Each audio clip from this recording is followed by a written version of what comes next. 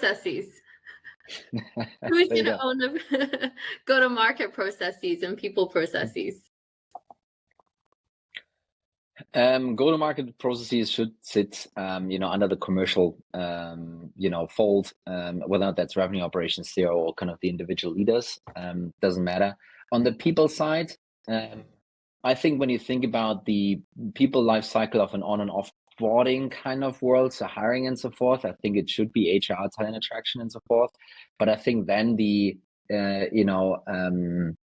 thinking about your progression path in an organization, thinking about the learning and development in an organization, all that stuff, I think that will end up being siloed and or specific to the function, right?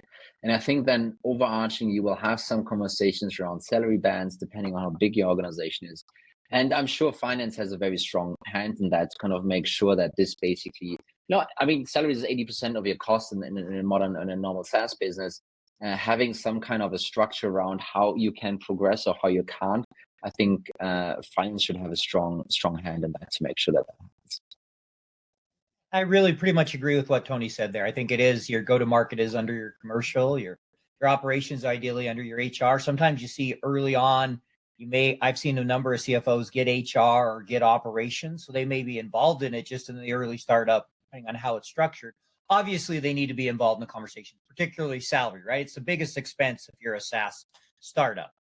It's gonna be a huge expense for you. And so finance needs to make sure in those conversations to make sure decisions are being made in a way that can allow us to sustain long-term. Because we all know we have a runway, and if we're irresponsible, we shorten that runway. That's the last thing you want to do as a company.